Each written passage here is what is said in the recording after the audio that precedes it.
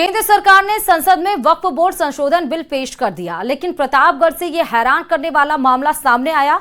आरोप यह है कि वक्फ बोर्ड ने मिली भगत कर करोड़ों रुपए की बेशकीमती जमीन अपने नाम करवा ली। मामले का खुलासा होने के बाद लोग आक्रोशित हो गए।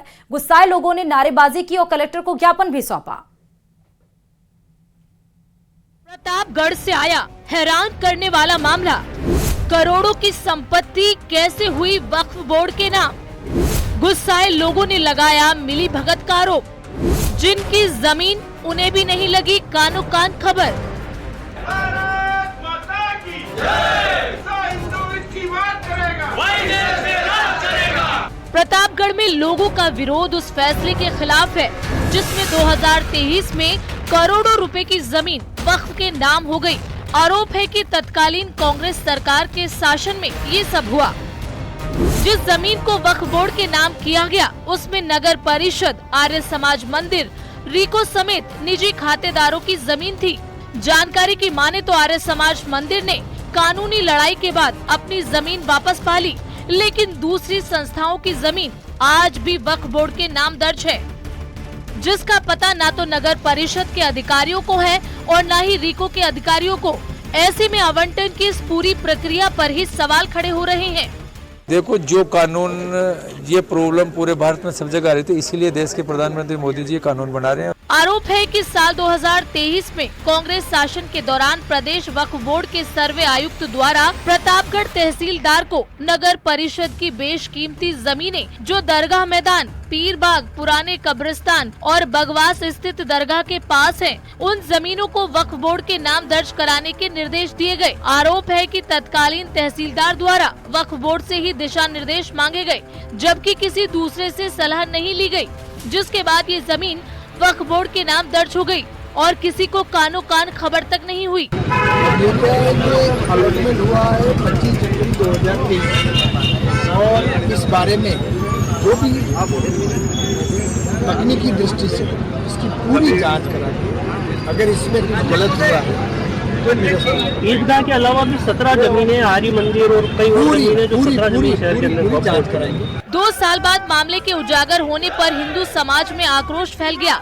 मिनी सचिवालय पर प्रदर्शन कर कलेक्टर के नाम ज्ञापन सौंपा गया, जिसमें कई मांगे रखी गई, जैसे जिले में जितनी भी जमीन वक्फ बोर्ड के नाम की गई है उनको रद्द कर वापस उन्हीं संस्थाओं को दिया जाए जिनकी वो हैं।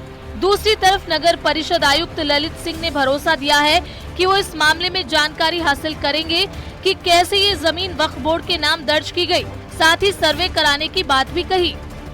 वक्फ बोर्ड की संपत्तियों के बारे में नगर परिषद में कोई रिकॉर्ड प्राप्त नहीं है और इसके किस आदेश के तहत इनको वक्फ बोर्ड के अधीन किया गया है या इसके बारे में अभी वर्तमान में हमारे पास ऐसा कोई रिकॉर्ड नहीं है।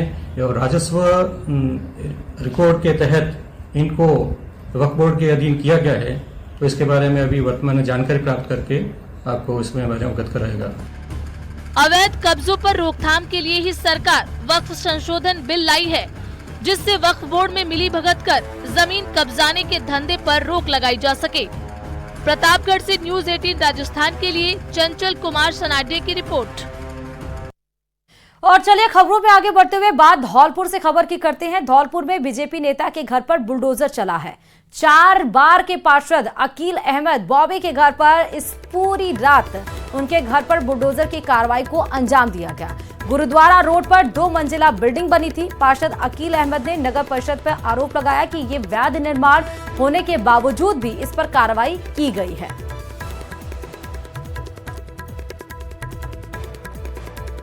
तो 4 बार के ये पार्षद रहे हैं और बड़ी खबर आपको बता रहे हैं, बीजेपी नेता के घर पर इस पूरी कार्रवाई को अंजाम दिया गया।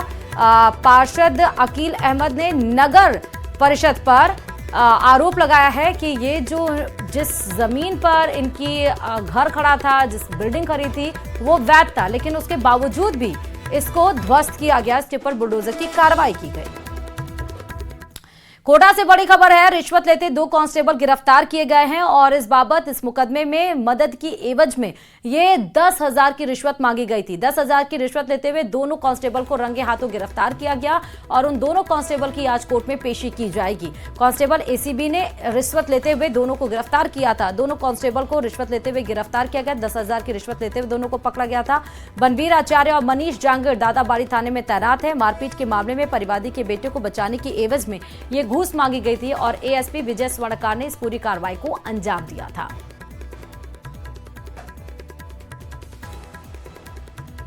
आज दिनांक 2 अप्रैल को दादाबाड़ी कोटा शहर थाने के 2 कांस्टेबल्स को 10,000 रुपये की रिश्वत लेते हुए रंगे हाथों गिरफ्तार किया गया है। परिवादी द्वारा शिकायत दी गई थी कि उसके पुत्रों के विरुद्ध दादाबाड़ी थाने में मुकदमा दर्ज है और उस मुकदमे में आरोपी के पुत्रों को बचाने की एवज में आरोपियों द्वारा रिश्वत की मांग की जा रही है।